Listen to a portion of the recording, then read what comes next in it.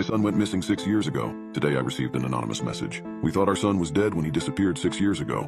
However, what I just found in his room either means he's still alive, or there's something much darker going on. The Friday he went missing was just like any other. We would eat breakfast, then wait together until the bus arrived. Except Wesley had a half day at school, so he would return home before me or my wife were able to get home and watch him. He was 12, so was able to look after himself for a few hours. Or so I thought. I would have never sent him to school that day if I knew what would happen. We told him to call my cell phone as soon as he got home after school that day, to make sure he was home safely. As Wes climbed up the stairs onto the bus that morning, my wife began to tremble and eventually break into tears for some reason. Neither of us knew what she was crying for, but we waved our son goodbye and both climbed into the car to finish off the work week. Maybe she knew something. My cell phone rang at exactly 12:33 that afternoon, a call from our home landline. I immediately assumed it was Wesley, who should have just arrived at home. But when I slid my finger across the screen and answered the phone, the only thing I heard was the empty dial tone of our home landline. I called out his name a few times through my cell, but there was nothing. I tried calling back, but there was no answer. I thought nothing of it, assuming he just went outside to play outside. As I arrived home, the porch lights were on, which was our family's way of indirectly saying someone's home. Upon entering our house, I called out to Wesley to see if he was in his room. I got no response, so I assumed he was still outside in the woods, even 5 hours after his call. My kid always loved that fort that I built him. Kim began making dinner and I changed my clothes and went to the spot in the woods where my son and I had constructed his home away from home. It was starting to get dark, so it was a bit difficult to see through the woods.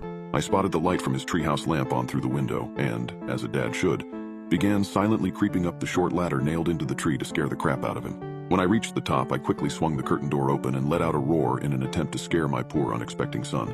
However, after scanning the small room, Wesley wasn't sitting in his beanbag chair as he normally was. In fact, the chair and his entire collections of rocks, bugs, comics, and games were completely gone off of the wooden shelves. There was a single Skechers sneaker lying in the middle of the room facing the doorway. I walked over to pick it up and examined it in the light of the treehouse lamp. Nothing was unusual about it, but it was Wesley's.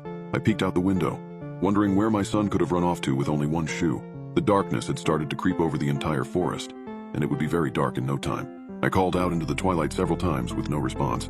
He was probably waiting and hiding to scare me, I hoped. I called and searched for 30 minutes in the dark, getting no response. I was beginning to panic. Sprinting back in the direction of our home, I noticed that the light in his room was on. A wave of calm and relaxation washed over me. He must have snuck home while I was out here searching for him, little bugger. I opened the back door and entered the kitchen, immediately greeted by my wife, asking about the shoe in my hand and where her little Wesley was. I explained what happened, and she told me he hadn't come home. Once again beginning to panic, I sprinted down the hallway to his room and flung the door open. The light to the room was off, and the interior was completely bare. I know that I saw his light on when I was returning home from the woods. I flipped the light on with my right hand, still clutching his sneaker with my left. The room was completely empty. His bed, dresser, posters, rug, and bookshelf were completely gone. My wife heard my scream and came instantly rushing to my side. Then she screamed too. We didn't scream at anything we saw, but by the complete lack of something that was before us. Wesley and his possessions were nowhere to be seen, besides the shoe that I clutched. Examining it once more in the bare light of his room, a single word had appeared on the sole of his shoe, but only when viewing it in his room. The word didn't appear anywhere else in the house, only his room. The word "don't" was clearly visible in black block letters on its bottom. Kim immediately called the police and reported a theft, kidnapping, missing child, breaking and entering everything. I had already grabbed a flashlight and was combing the woods looking for any signs of my missing child. The police arrived and I told them everything that had happened. The police helped us search the woods and surrounding area for hours. We searched for days, then weeks, months. Wesley never returned to our house. Once a week I would visit his hideout in the woods, which was now overgrown from the months spent untouched.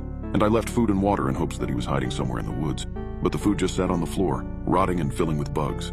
The time blended together, and we began to gradually lose hope of ever seeing our boy again.